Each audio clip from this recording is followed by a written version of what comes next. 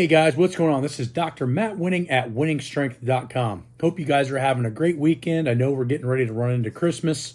Hopefully you got all your shopping and all of that stuff all straightened out. I wanted to do another video today, and it was on why research isn't always the optimal way to follow your training. Now, I know that sounds crazy because a lot of people base their training on science papers and science research. You got guys like Jeff Nippard, you got guys like Mike Israetel. And the big problem with research is a couple of things. One, research is most oftentimes done on beginners and intermediate lifters. So when you see a study that says, for example, that, training volume is best at 10 to 12 reps for hypertrophy, right? Or we see that slower eccentrics will develop more muscle tissue, which isn't wrong, but is it 100% correct?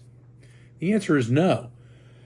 And the reason that we have this problem and these discrepancies and why so many people believe so many different things can be a handful of reasons. Well, one, if we look at the old Russian texts, we had different categories of training. We had different categories of lifting, different categories of people's experience level. The highest level obtainable in the old Soviet system was called Master of Sport. And Master of Sport meant that you were capable of breaking national or international Olympic gold medals. And with that being said, that meant that most of your training, the basics had already been out of the way. The beginner or the newbie progressions have already been exhausted. And now you can actually be studied upon because your level of training is high enough to elicit great research. And that's why the Soviets got away from the Bulgarian system so early, around 1970, 73, and went to a more conjugate system in their higher levels of training, was the fact that not that the old system didn't work, but it was heavily damaging on both the skeletal, muscular, and neurological systems on training. So what they needed to do was find a different method that would allot them more masters of sport, which would then, again, allot them a better scientific background of how the body actually functions once we have the beginner and intermediate phases of lifting out of the way. And the hardest part with all of the studies that come out in the United States, and most recently and probably the last 20 years in training, is that in the early stages of training, we find that nearly any system will work. If we look at a couple of the high-level books, they say this exactly: virtually any method of strength training will enhance the strength of a novice lifter during the first few months, possibly even the first few years, provided that the intensity is kept at a safe level. So again, it's easy, and I don't like using this analogy, although you guys will think it's hilarious. It's easy to go from shit to suck, and it's hard to go from good to great. And the Russians figured this out 70 years ago. For some reason, we haven't figured that out in America. So the big thing is that this is why it's misleading and counterproductive to apply results obtained from scientific studies of less than 6 months in duration.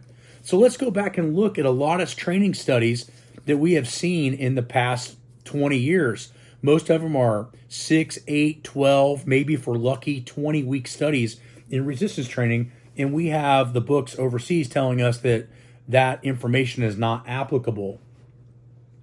It's also a major reason why relatively inexperienced coaches manage to have initial success with athletes and thereby continue to attract clients. Moreover, it's been discovered that each individual plays a different rate, degree, and efficiency of responding to the same type, quality, and quantity of physical training. This means that physical training has to become individual at some point. Usually within the first 1 to 3 years, the body is going to adapt to training in different ways. In other words, the identical training program will have a different effect on different people. The achievement of higher level of mastery is a complex process which requires the careful application and appropriate means and methods of training at different stages of sports preparation for each individual. This is an amazing paragraph and probably one of the best ones that we can read in any book. I'm going to post this book on Patreon for you guys to see, and I'll post the pictures of the actual pages for you guys to see. So the thing of it is that you have to remember is that the first particular part of gains that we receive in training are neuromuscular in nature, okay? The big thing is guys, when people start talking about muscle hypertrophy, usually that won't happen until further weeks down the road, other than the fact that if a muscle is completely untrained, it's going to have some quality changes, mostly in fluid. And so what you find is, the initial 5 to 10, maybe 15 weeks of training, you're going to have fluid retention in the muscle tissue due to muscle damage. Therefore, the body's going to bring in more fluid to help it actually become more cushioned and develop better tensile strength and less tearing. So obviously, we think of it like a sponge, right? If we have a dry sponge, we can tear it really easy. If we wet it down, it's expandable and it stretches more. I believe personally that the muscles do the same thing in the initial phases of training, just as a shock factor. So is that real hypertrophy? In my opinion, the answer is no, because the timing's not long enough. So what I think we have to understand is that it's not that we can't get good quality information from research, but basing all of our training on research is a huge problem. And this is where it becomes more of an art form than a science. And unfortunately, even though we have great scientific tools, we have great abilities to be able to do biopsies and blood work and measure hormones, we still don't know all of the possible factors that are involved in doing muscle hypertrophy and increasing strength and performance. But I can tell you this one thing. The people that have been at the top, the people that have made people get to the top, great coaches, have seen a lot of different ways of people to get better. And this kind of comes back to you have to be educating yourself as you're training. If all you're doing is following in a workout and you're not asking why and you're not asking how do you know how to get to the next level if you are not absorbing the information that's already in front of you? This is a big problem because most people want to just copy and paste workouts, that are online because they're free. I'm asking you guys to stop doing that and actually start investing by reading. And I know this is interesting, but I actually read almost 2 times more in time a week than I train. So I train roughly 4 hours a week and I read roughly 8 hours a week, combined over a total of 7 days. And this is how I find so much of this information and almost all of these aha moments, which is also why I wrote the book at Human Kinetics that's being edited now. It's not that I went searching for things that I was doing right or wrong, but it was interesting finding out how much of the stuff I was on in the right track by becoming a great lifter for multiple decades.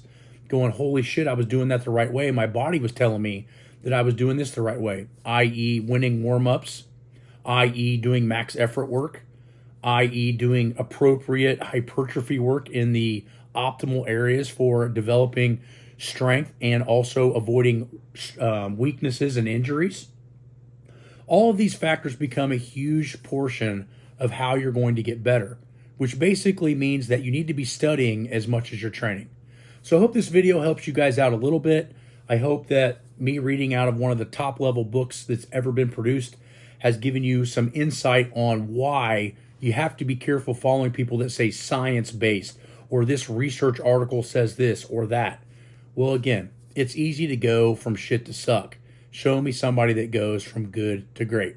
So this is Dr. Matt Wenning. If you need more help, join Patreon and we'll help you there. Thank you. Listen twice as much as you speak. Read twice as much as you train. If you're watching us right now, you're already ahead of the curveball because that means I got access to everything you do and everything I do. If you're willing to put the time, effort, and energy into training, why are you not willing to put the time, effort, and energy into reading?